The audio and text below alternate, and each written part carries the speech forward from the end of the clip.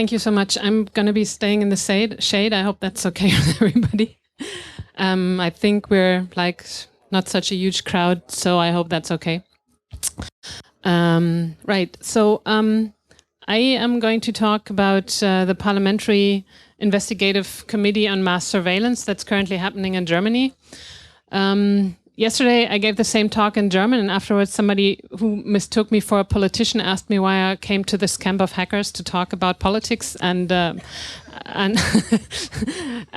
so just to avoid the misunderstanding that I'm a politician, I come from this community. I have a background in media activism. I was working a while on digital security.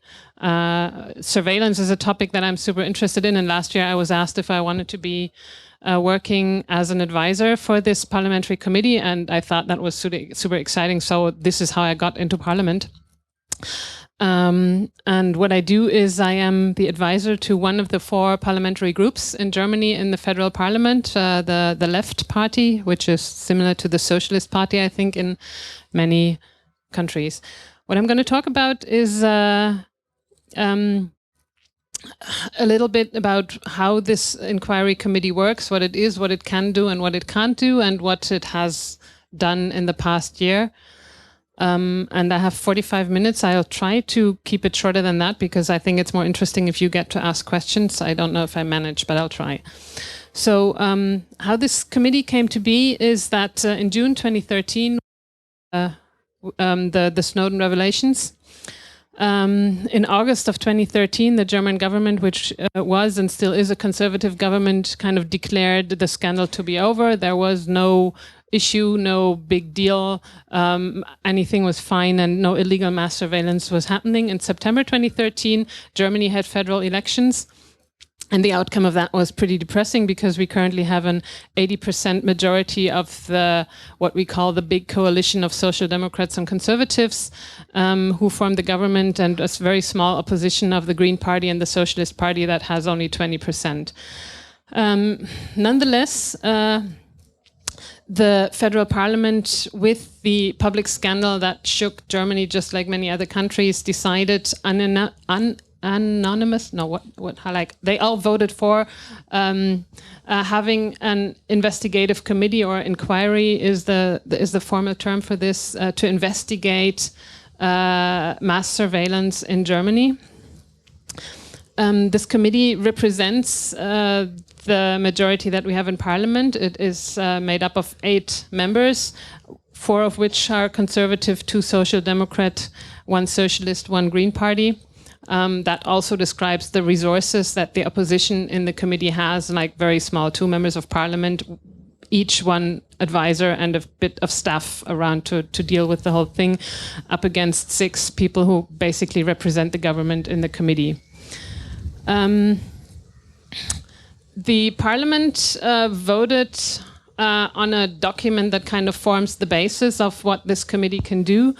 And this task of the committee starts with the wording: the Committee of Inquiry should, triggered in particular by press coverage following the revelations by Edward Snowden regarding internet and telecommunications surveillance, clarify for the period from 2001 onwards. And then there's 3 parts that we're meant to investigate. First, whether the intelligence services of the 5 Eyes states are collecting data and communication from, to, and in Germany, and whether the German government had knowledge of such practices, combated or possibly exploited them. This is basically the main task that we are currently working on. Secondly, whether and to what extent communications data of members of the federal government, federal staff, and members of the German Bundestag, which is our parliament, was collected by the intelligence services of the states named in point 1. And thirdly, whether recommendation to ensure the protection of telecommunications and the integrity and confidentiality of IT systems and confidential communication in the state sphere are required. This is to be done before the next federal election, which is in 2 years. So this is basically what we're trying to answer. And then there is like 5 pages of details, exactly how the surveillance might be happening, etc., etc. 2 pretty interesting points in those are that specifically mentioned and included is the drone war, and the question how Germany participates or supports the U.S. Drone war in Afghanistan, Pakistan, etc. And the two interesting questions here are because the U.S. military has a base in Germany in Ramstein. I think those of you who saw Citizen 4 or know about the drone war know this, and it's extremely likely that the geographic location of that military base is necessary for the U.S. military to actually coordinate the flying of the drones, because the satellites that actually reach into the Middle East cannot be reached from the U.S. territory. It's a U.S. military base, so it's kind of a mix, whether it's German or U.S. It's German territory, and the legal status is that the U.S. military has to go by German law. Germany is not at war with Afghanistan or Pakistan or anyone currently, and so for German citizens, it's illegal to participate or help such a war to happen. And the fact that Germany allows this coordination on German soil, even though it's a military base, is extremely controversial and legally not quite clear. So there is that, and the second aspect is the question whether Germany supports the war by handing over intercepted data to the US intelligence that helps localize targets. And the interception of data, the mass interception of data through satellites is clearly happening on German soil through Germany. And I'm going to talk in a little bit more about how this cooperation is happening and what we've found out about it so far. The second part that's also really interesting is to what extent the German government enable US security authorities to take part in the questioning of asylum seekers, or whether they actually question asylum seekers in Germany themselves. This sounds at first really absurd to happen, but it's kind of a remnants of the Cold War, when refugees coming from the East ending up in West Germany, of course, were welcomed by a whole wide array of Western spies who were totally interested in finding out what these people from the East had to tell them about what was going on in the East. And this whole thing is still going on, and is to be investigated by the committee as well. So what happened so far? The committee kind of works similar to a legal case in Germany. So to be stating the obvious, in a parliamentary democracy, the parliament controls the government. That's the theory. And so the government has the oversight over intelligence services. So legally, the parliament is entitled to find out and to know and have information about what the government knows about what the intelligence services are doing. That's the theory. And the way that works is now that we, or me helping the members of parliament, are requesting specific documents on specific topics.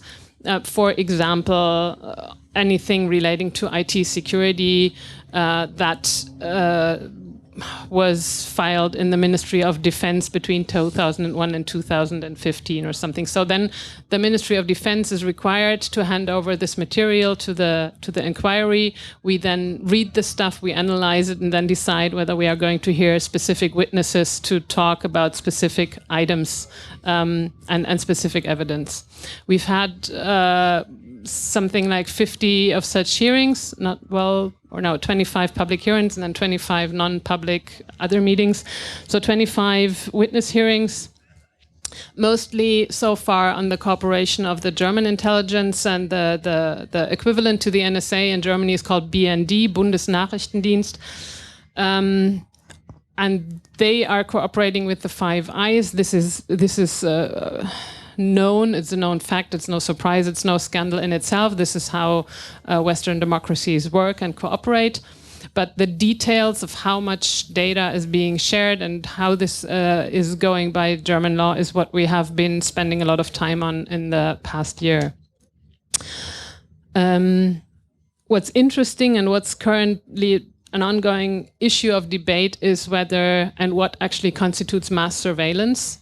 because the intelligence is saying, of course, this is not mass surveillance, it's targeted surveillance, and therefore it's totally okay, and it's not an issue that should worry the inquiry. Then how do you draw the line between targeted surveillance if, for example, the NSA hands over 40,000 selectors, meaning identifiers of targets that could be email addresses, phone numbers, chat IDs, names, whatever, anything that can be used to identify someone. And we know that the number of such selectors that the NSA hands over to the BND, who then uses these selectors to search intercepted data for targets. And in their view, this is not mass surveillance because they have targets. In our view, when we say if they intercept from satellites or cable, specific cables, not all the cables, but 100% of the traffic that goes through, and then insert the selectors, in our perspective, that's mass surveillance. In their perspective, it's not. So this is kind of one of the issues of debate that we've been having with the government. We suspect that at specific moments or in specific operations, they hand over raw data. We have not been able to prove that yet, but that's also an issue of investigation that has been going on in the past year. We started basically by understanding and helping the MPs understand how the interception of data works these days. And what has been found over the past year is that the German laws that regulate how interception of data happens basically still focuses on analog communication. For example, the German law defines that the BND can legally intercept 20% of data in a given defined cable that needs to be passed through an oversight committee. But then if they say we are looking for a specific people who communicate through this cable because they plan an attack on whatever, then they get the allowance to intercept 20% of the given cable. This makes sense technically in the analog world, but in the digital world, it doesn't, because the law very clearly says that they have to separate the 20% of the traffic before they look at whatever is in the cables. And if you have packet-switched communication, then they will not be able to make sense of what they intercept, because the 20% are not complete emails, but they are pieces of emails. And so the BND kind of clandestinely changed their understanding of this law and saying, okay, first we need to make sense of what's in there, and then we separate the 20%. These are the types of things that we are investigating, very detailed, the relation between technology, politics, and law, which is difficult for members of parliament to understand.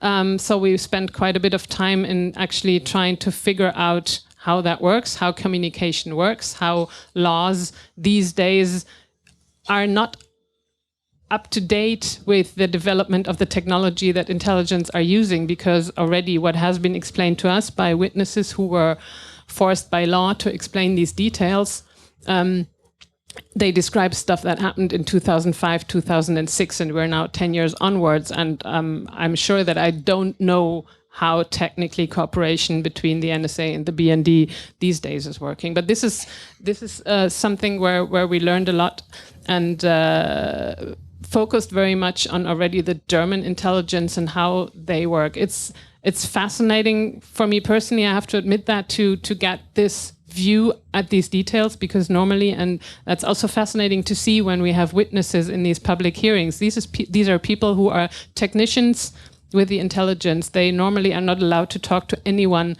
about what they do, not to their family, not to their friends, often not even to the colleagues in the next department.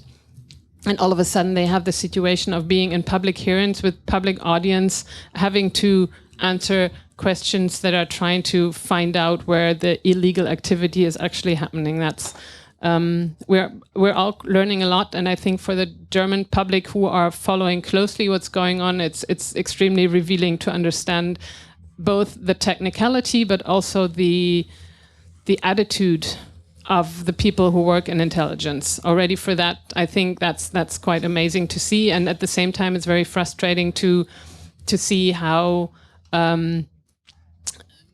they have a non-surprising good way of turning what they do into something that they define as legal. As I explained about how you define mass surveillance versus non. We have an ongoing debate with government representatives who are also in these hearings who keep telling us this is none of your business. It's not mass surveillance. You are here to investigate mass surveillance, but that is no mass surveillance. So we have these legal battles all the time. I'm going to move on a little here. In October, or let me put this differently, some of the material that we request from the government is it's all classified material, but classified on different levels. So there is a very low level of classification that's basically only for Parliament use, and a lot of material that's handled in different committees in Parliament has this very low level of almost public, but anyone in Parliament can look at it. And then you have secret and top secret and kind of super top secret on top of that. And so a lot of the interesting stuff is, of course, has a very high classification. I had to go through a procedure of clearance, which took half a year to just get the lowest level of clearance to look at these documents, which was an interesting procedure in itself. And so a lot of the stuff that we get from the ministries and from the government has secret or top secret classification, but there's also and I don't know how many of you followed the Landesverrat issue of Markus Beckedahl and André Meister that's currently going on, two bloggers of the Netzpolitik blog who were just accused of treason, and there was a whole issue of whether the government, in its fear that too much stuff is being leaked, is actually going after the press now, which is extremely unusual in Germany, at least. So we have a lot of stuff that's being leaked through the media for the whole last year. And I think what, for example, makes Germany different from, for example, the United Kingdom is that there is a number of press team, investigative media teams that are really after this issue and are following closely and are publishing a lot of classified stuff. In the UK, that's different in a way that basically only The Guardian is critical of what the government does, while basically all the other media are following the government rules, if you want. So that is super helpful in our case, because there is a lot of stuff that we are not allowed to talk about in public. But once it's in the press, of course, we can ask questions in public hearings. Even though then, and that's can get quite ridiculous, the government representatives tell us that we are not, it's not me. I'm not talking in these things. It's the MPs who do that, but that they criticize them all the time if they even say the names of specific operations that have a top secret classification, even though the names of the operations have been in the papers. So it gets quite ridiculous with this ongoing struggle over what can be said in public and what has to stay secret. And one of the huge scandals that was published in October, I think, is an operation called Iconal. And this operation is one where the BND is basically intercepting cables in Frankfurt at the largest European, and if anyone here speaks German, I'm lacking the word now, Internetknoten. What is that? Internet exchange point in Frankfurt, and the D6. And apparently the BND, which is the Foreign Secret Service and meant to be doing intelligence outside of Germany and not in Germany, and only in very, very specific cases is allowed to do very specific targeted interception in Germany. But in this case, they had an operation that started in 2002, ended in 2006, where literally huge amounts of data were directly handed over to the NSA. When the German oversight committees found out, when the German public and the government found out, that was a pretty big scandal, and they very much didn't want that to be debated in public.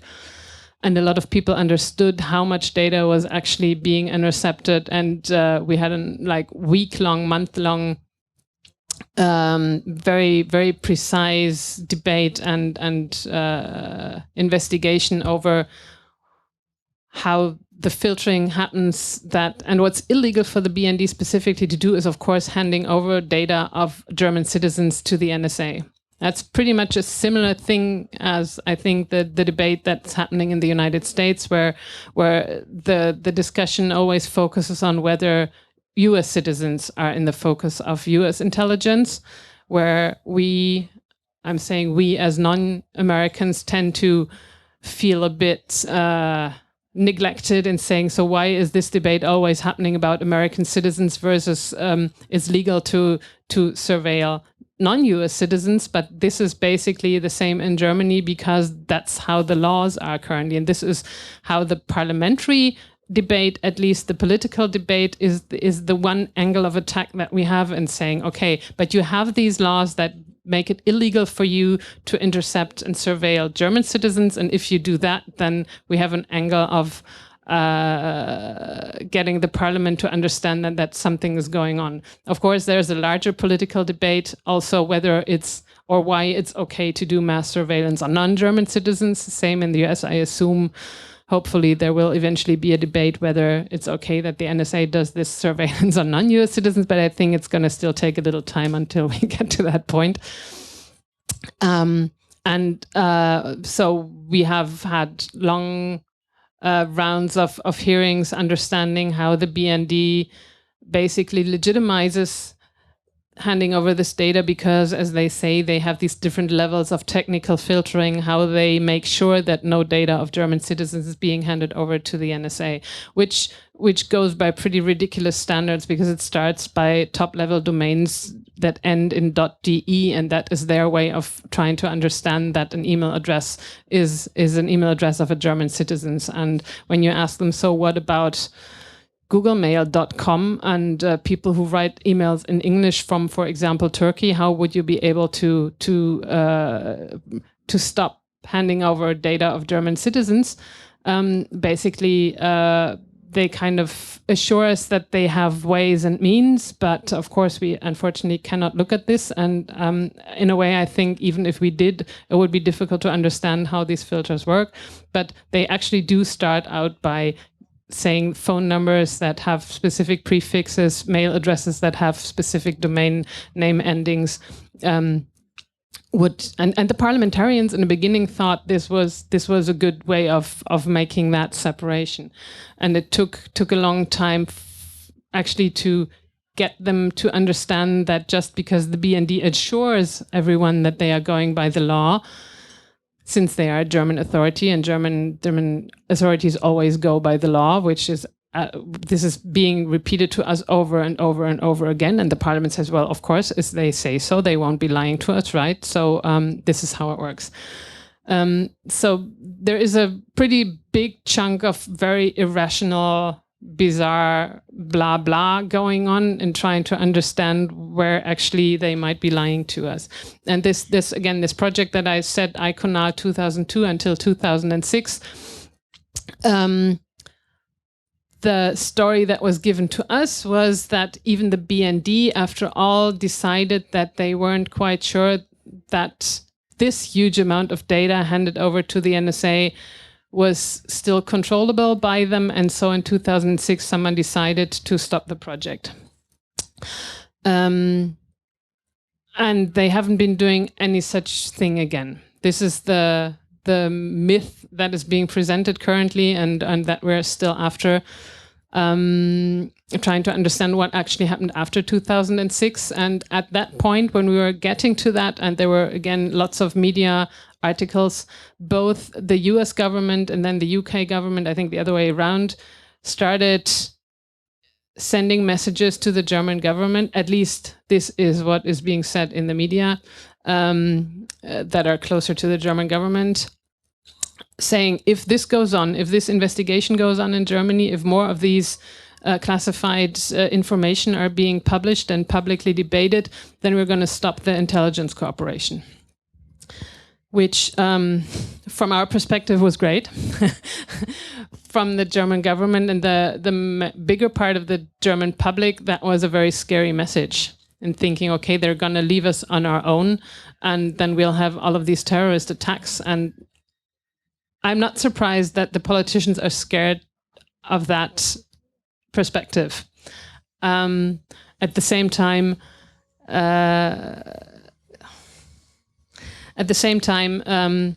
it's of course for us difficult to understand how much, for example, the chancellery, the politicians who don't really know what's happening in intelligence are just scared to be responsible for this kind of future, or whether this is just a big spin that kind of tries to get the German public to understand that we cannot go down this path any further because it's just too dangerous.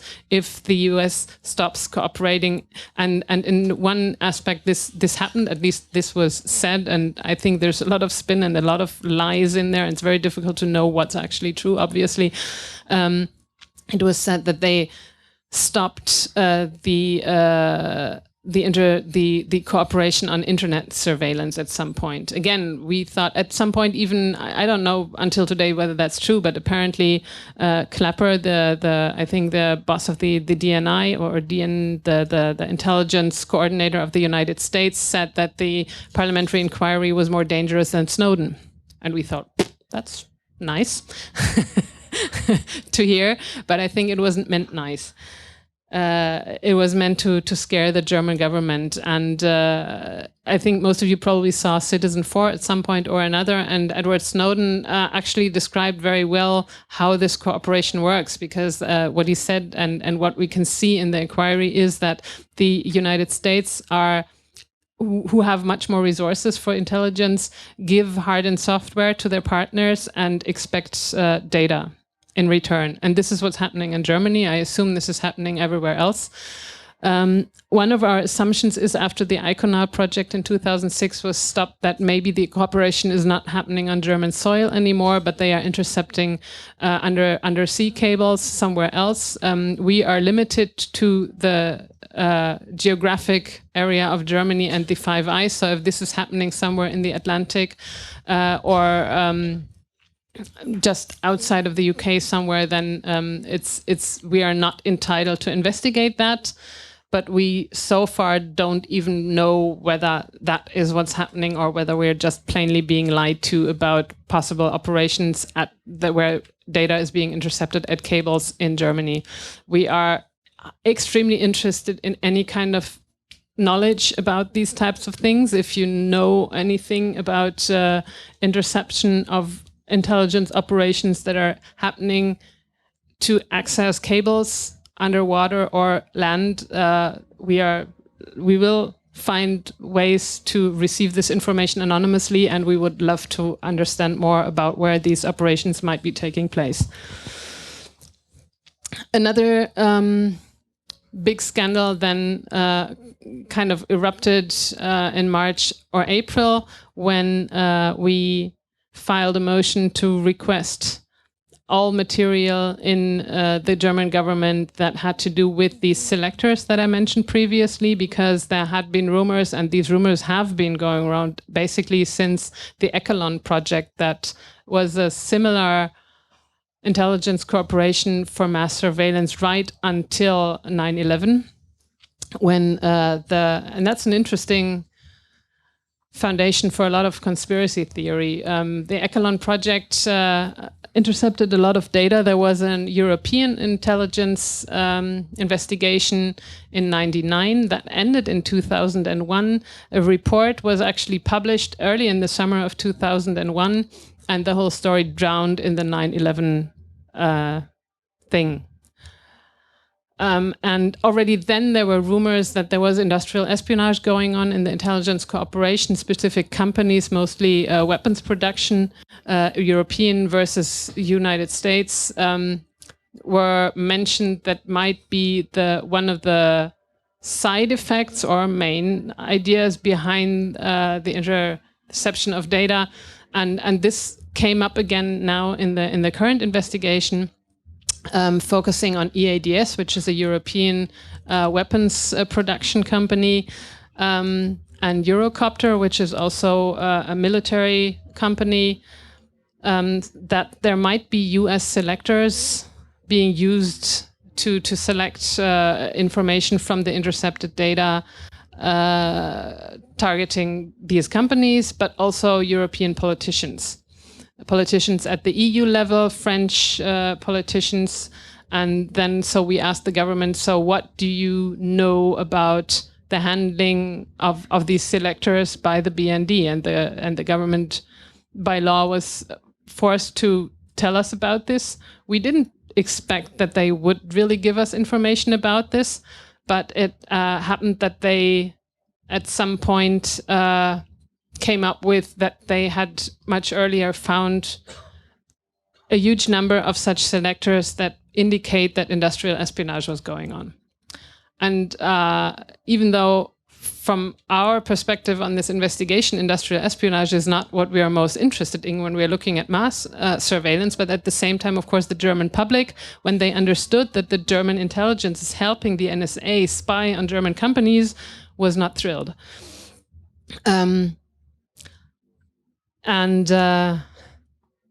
When we said that we need to understand what these selectors are to actually know, at least for the parliamentarians, how much of espionage is going on. And this then went further than just the opposition in parliament, because even government parliamentarians also thought, well, if it's industrial espionage, then we need to understand what's going on. And the government said, but we cannot give you this information because we have an agreement with the United States and also with the UK and all others that we are having an intelligence cooperation with, that information about the cooperation can only be shared with third parties if both parties in the cooperation agree, meaning that the German government can only, for example, tell the parliamentarians details about the selectors if the United States government agrees that this happens.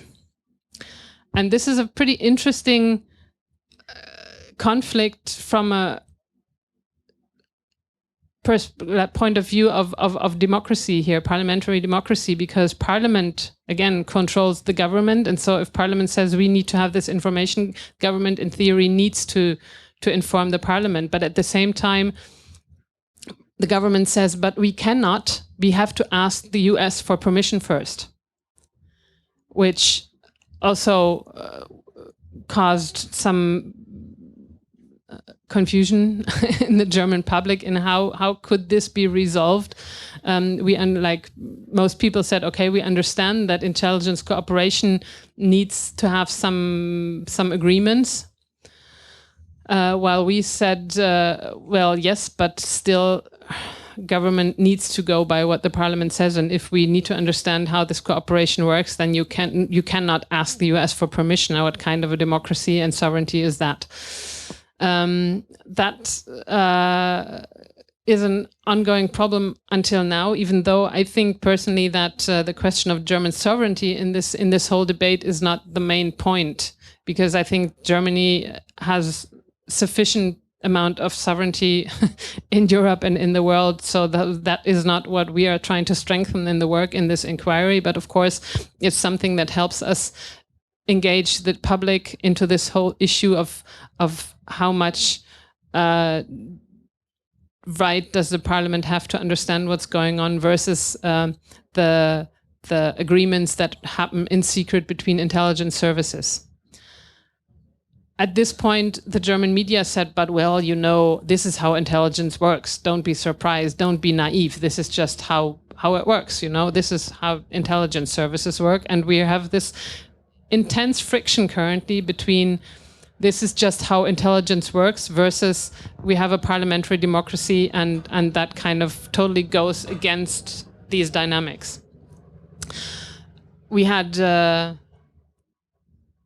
it's like the opposition is currently going to taking this issue to the Constitutional Court, because the government still says we cannot give you these selectors. We cannot let you actually check and look at what the NSA is doing with German data.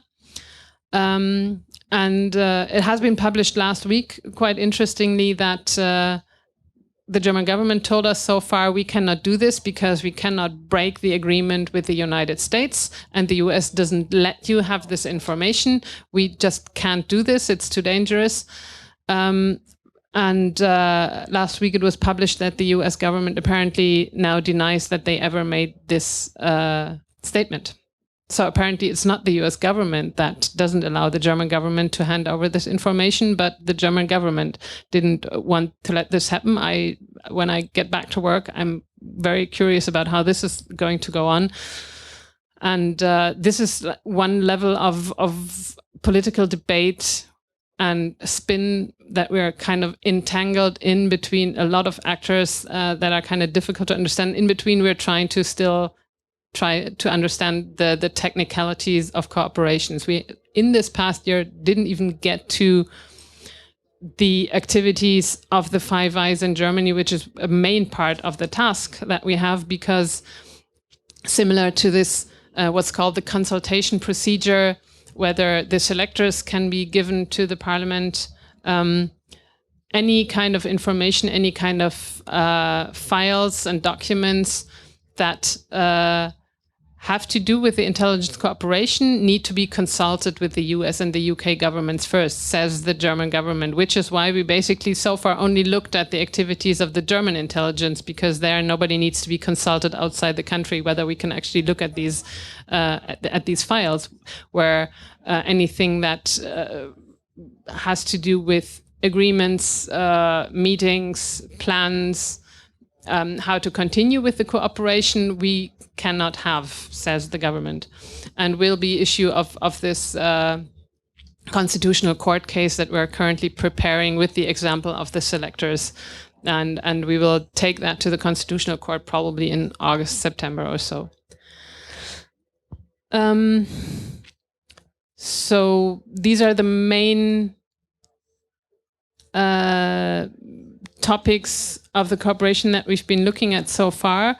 And what's been taking most of our time, and I think I explained a little bit of that, is basically how the German government is trying to stop us from accessing certain documents. There's a whole bunch of methods that they have. The documents are blackened to huge extents. There is an ongoing battle over how classified certain materials are. There is a battle over the restriction of the witnesses to give evidence in court. And also there was a battle, I think maybe some of you heard about this last summer already, whether we will be hearing Edward Snowden as a witness in the inquiry.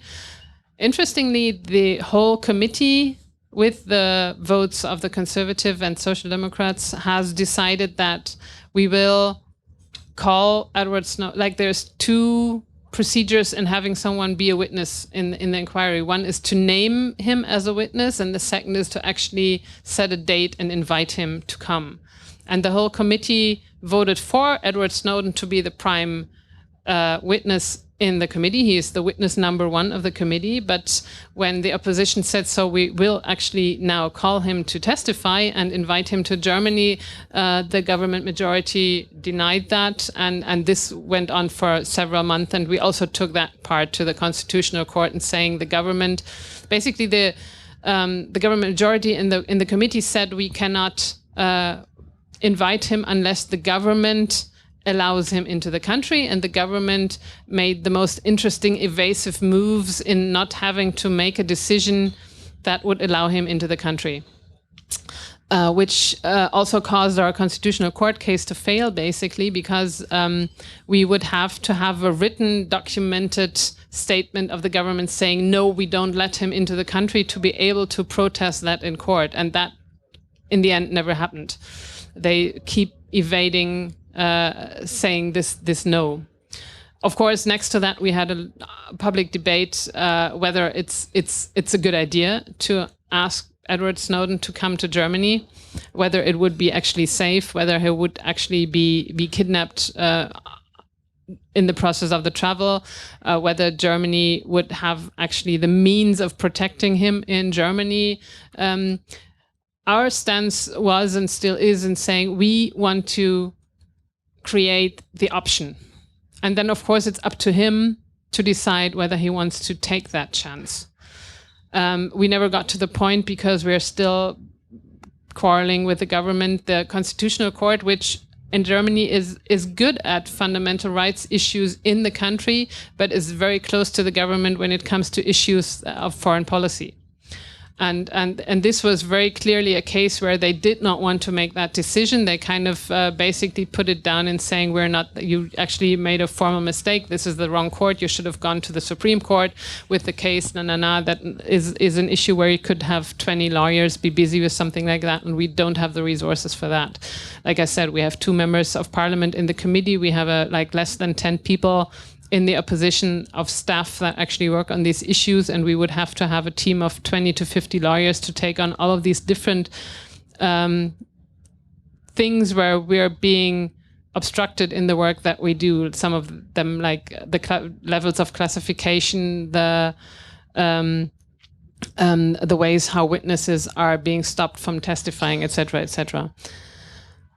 So we have to kind of pick certain cases where we think this might have a chance of getting through and getting somewhere. And we currently think that the selector issue has a pretty good chance of getting us and to win this in the court. And if the Constitutional Court actually says, yeah, that clearly was totally unconstitutional to not hand over the selectors, it will be an extremely interesting moment to see how the government then behaves and what that is going to cause.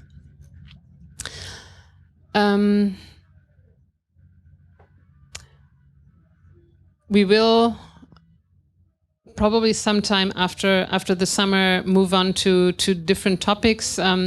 There's also the domestic secret service in Germany, the Verfassungsschutz, ironically in German called the Office for the Protection of the Constitution, that is also involved in the cooperation between BND and NSA. There is also an instance of XKey score that is being used by the domestic secret service in Germany. That is going to be something that we will be investigating in the coming months, and then we'll be moving on to the drone war. And we'll see whatever happens then. It's very difficult to predict which other topics will actually come up. I think I've used quite a bit of time by now, and I think I'll stop here now because actually I think it might be interesting to see what actually is your perspective on the issue. It would be totally interesting for me to see how the perception of the committee and the work is outside of Germany. And what possible expectations are. And if some of you are working on similar issues in other countries, we have very little resources for this type of networking currently because we're so much focused on what's happening in Germany. But if there is ideas or options or any kind of idea what could be done internationally also on these issues, or if similar investigations are going on in your country, that would be really cool to know. And I'll stop here and hope you have some comments or questions.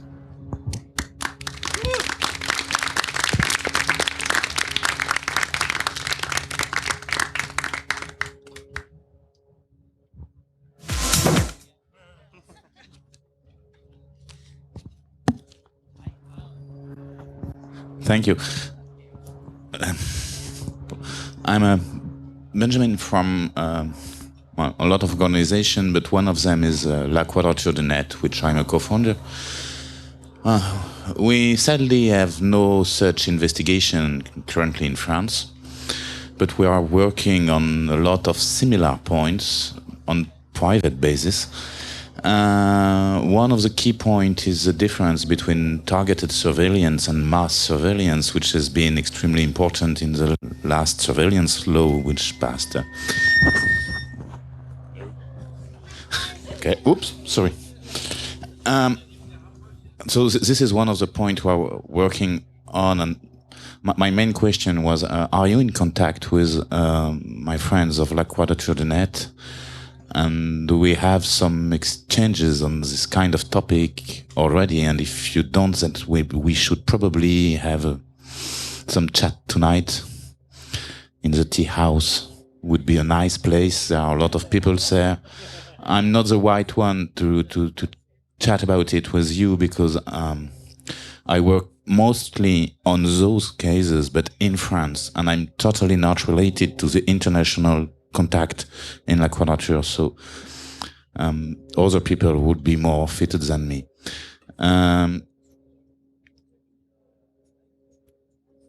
Do you have any chance? Is it interesting in your point to have support from organizations, private organizations, activists, etc.?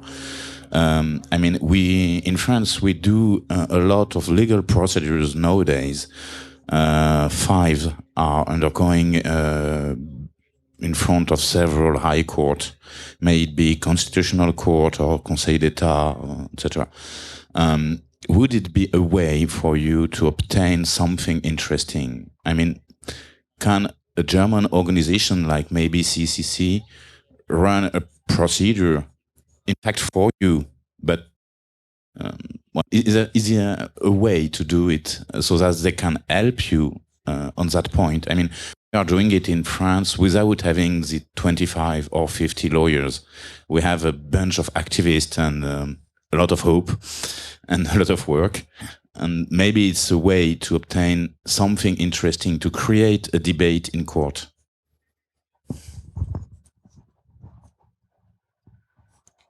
So for the cooperation, I'm totally interested. I also don't have a lot of capacity for it, like I said, but I still think it's really important because there is no point in just doing this nationally and not looking at what's happening outside and how the rest of the world is coping with the whole issue. So that's really interesting. I know Jeremy for a long time, but I don't know anyone else in La Quadrature, so maybe we can talk. For civil organizations doing law cases, it is happening a little bit in Germany, but not very much. So the CCC is involved in one case, and the Internet Exchange is currently thinking about doing a legal case, and it would be great to have more of that, because I think actually it's really important that not just one small committee of people in Parliament works on this, but and as many as possible different points in society, people are doing whatever is possible to fight what's going on. And I think there's a lot of option for legal cases. Some are being prepared. We don't have a very strong organization in Germany that focuses specifically on legal cases. But I know there's debates, and I'm hoping this is slowly going to move in that direction. There's also, so far, there was the legal perception that these cases can only be started when you can prove that you personally are actually subjected to this type of surveillance. And that's, of course, basically impossible to have evidence on that. But I think there's a debate going on currently where someone just found a European court decision that actually clearly says that you don't need to have this type of evidence to be able to contest these things in court. So I'm having some hope that more is going to happen. Would someone want to start passing the mic? Yeah, so real quick, you mentioned talking about the NSA surveillance of non-US people. And one place to kind of start a conversation about that would be tonight at La Quadrature, because we're having an Ask EFF 1.5 hour session. So there's going to be 5 or so people from Electronic Frontier Foundation, basically taking questions from people who want to chat with us. That's at 10 p.m. And my 2 questions were, one is, have you thought about using something like Secure Drop to try to get leaks from people who work in intelligence to get information to your committee? And the other one was, do you have any thoughts on basically just what it's like to get a security clearance? Because it basically puts someone on the side of protecting state secrets. So I don't know, just if you have any philosophical thoughts about that. Okay, great for the debate tonight. That sounds super interesting. The security clearance philosophical question, no, I didn't, because I just wanted to get into the documents, basically. I really wanted to have the clearance to be able to read that stuff and to understand more, and that's maybe not a very sophisticated way of handling that, but I thought it's a once in a lifetime chance to have this investigation and to have access to the documents to understand a little bit more about intelligence works. Even though I'm not legally allowed to talk about some of these things, I think in the long run, it will be helpful if some of us know a little bit more about how they work. Basically, that was my approach. And I thought if I didn't think much about it, because I thought I can do this now if I take the chance now, and I need to say yes now without hesitation, because there was no time to think about it much. And it's of course a good question. I mean, that makes sense to think about how that compromises you when you have these things that you're not allowed to talk about. But I didn't. And the other question was secure drop. Have you ever worked with Parliament software? So yes, we have thought about that, and I'm kind of like when I started like actually having this job in Parliament and trying to understand how I have to work, like how the not so classified documents are PDF documents that I can look at, but I have no tool to search through or to index. And like I have a room full of folders of stuff that I also have digitally, but I have no tool to search and to index this stuff. I work on a Windows machine, and the German government was shaken by a scandal that Claudio, if he feels like it, could talk about more. The German government, the parliament was hacked, and there was a huge situation where it was clear that there was a huge attack going on, but the parliament IT infrastructure was not able to handle the attack. And in a situation where there is both parliament IT infrastructure and next to that, there is the parliamentary groups that handle their own IT infrastructure inside that. So you have a bunch of different IT administrative teams that are completely making their own decisions, obviously. Like I'm just the end user of that.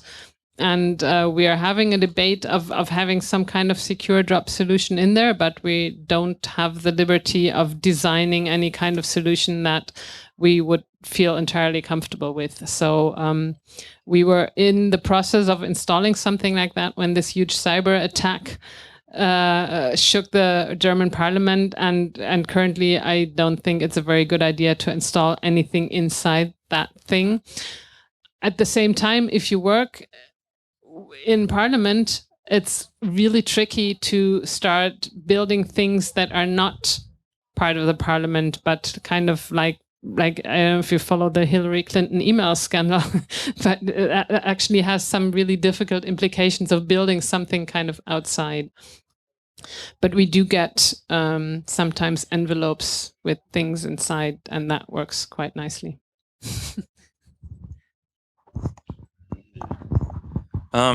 First of all, I wanted to thank you for your work and for the explanation given, especially that outside of Germany, we don't really know much about what's going on in the inquiry.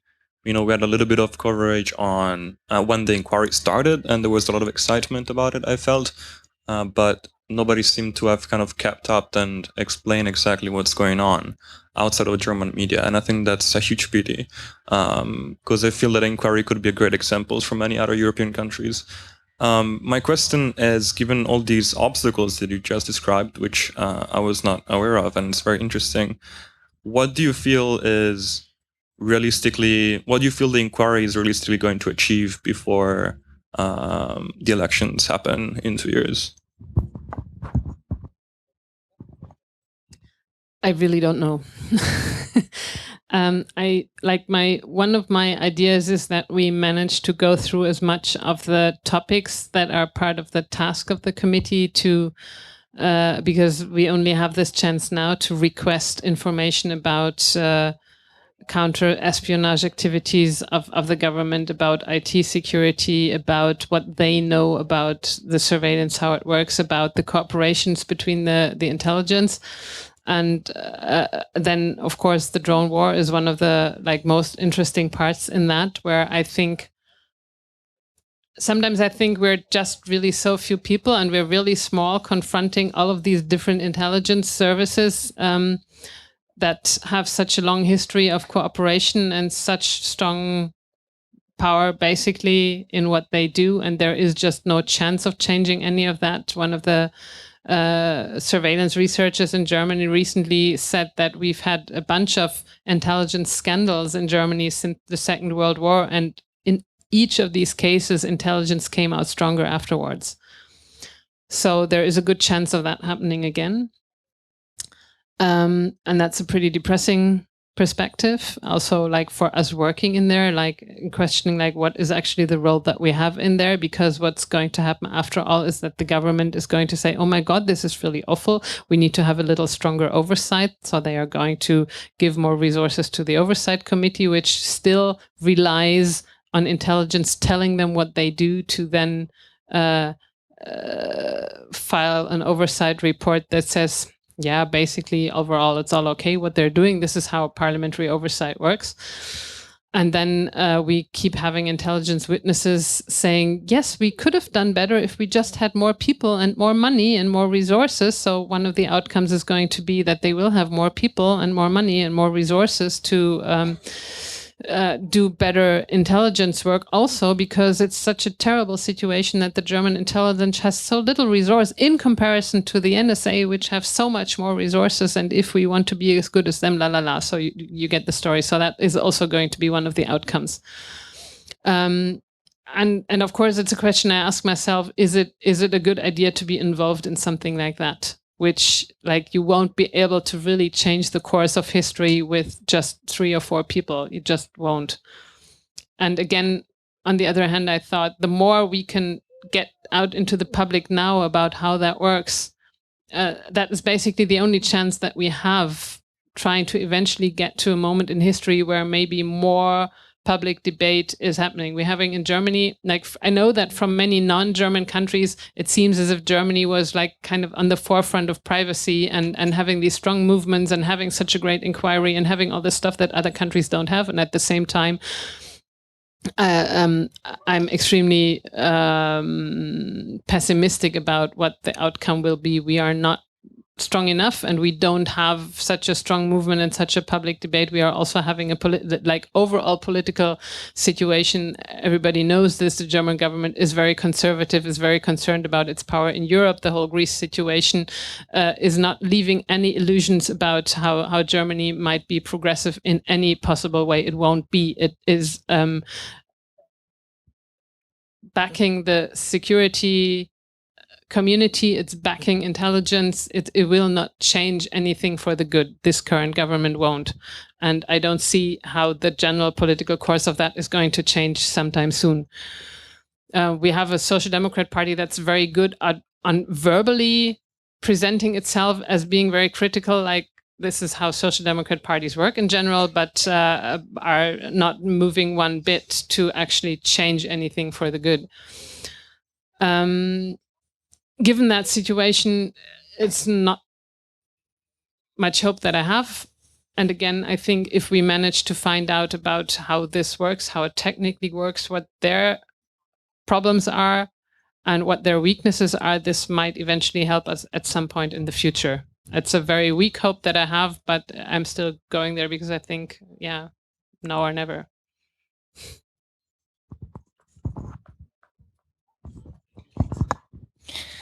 Hi, Anna. Thanks for your work. Very interesting, your talk.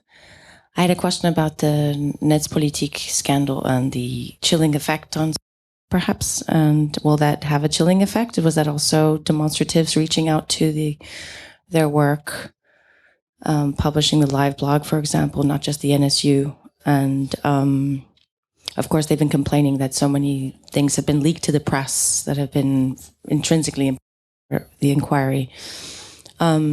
Is this a bad omen, or did that fail so badly that it's engendered more rage against the government? What do you think? Thank you.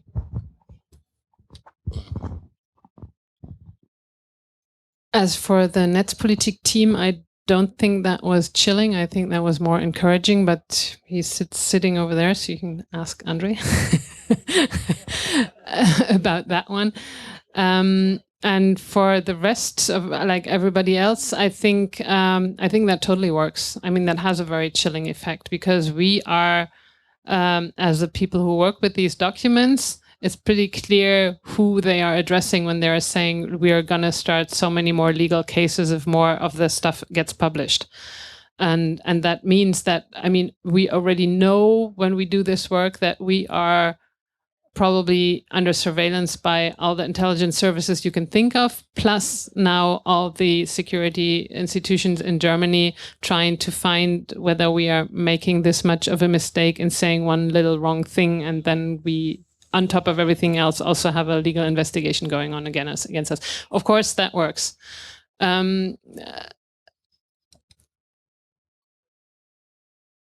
But then again, I mean, we had this scare from the very beginning as well. We know that this is going on. We know that the government really doesn't like what's going on. So we are pretty careful about what we say. There's a number of journalists who are extremely unhappy about us being so restrictive about what we share and what we don't. And that is a problem. I mean, you could also say, well, isn't it worth risking my personal well-being and liberty for the cause of the thing? I'm not very courageous when it comes to that. I would rather keep doing my work and hope that this in itself already helps to get a lot of stuff out in the open. There is obviously there's a bunch of people, probably not in parliament, but in the ministries and in intelligence who are leaking information because as you said, it's leaking all over the place, which is why the governments are saying this cannot continue. And whether that's going to be more or less, it's kind of difficult to say. I think it's quite obvious that a lot of people see the necessity to get this stuff out currently. And a lot of people who are really after publishing it. Like, again, like I said, there's a bunch of media teams who are publishing this information. And my impression is after this current case of treason investigation ended up in the general prosecutor being fired, that people will continue to push this issue and continue to publish.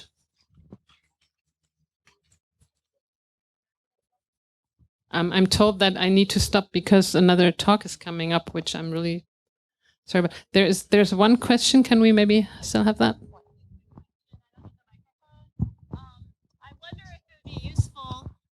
I wonder if it would be useful for there to be like an international friends of this committee forum, just a collective of people who might be able to offer whatever resources, or at least brainstorm whatever resources might be. Yeah, and that's something that we could talk about at the Quadrature meeting also. But that might be an easy thing to form, and then we mobilize at least the resources that are available for people that are interested, sitting here and the rest of, the camp. And then at least you would also have a place to kind of ask for particular things. And my second thought is, I wonder if it would be useful to have and this may already exist, I may have just missed it, but just a really obvious international, like these 5 organizations support this committee's work, or just some sort of more public international solidarity statement, because I don't see very much attention to it outside of Germany, but that's all. Thank you. Thank you so much. And just to answer that very briefly, I think anything that supports our work is highly welcomed, like totally. And I think one of the reasons why there is little international attention is because it's all happening in German. It's complicated legalese and no fun to follow already for the German public, difficult to follow because it's so much stuff and the topics are changing all the time and it's not simple. So I think what would be totally fantastic to have is people who kind of pick off what Netzpolitik is doing, who are writing about each of the sessions and do some kind of English coverage. I think that would probably be a great first step in helping to get outside of Germany what's happening, and then just networking and sharing some of the debates that are happening in other countries, like already to know that France is also having a debate about mass versus targeted surveillance, and I'm sure there's tons of other of these kinds of things that would be great to share, to have some kind of platform for then people who don't follow so closely to kind of get a bit of an understanding of what's actually happening and what's being discussed, and what are maybe also issues that travel across borders, basically, because I'm sure that there's similar debates in different countries, and it always helps to understand. I mean, the intelligence are cooperating all the time, so I think we need to as well. Sounds good to me. Well, thanks very much.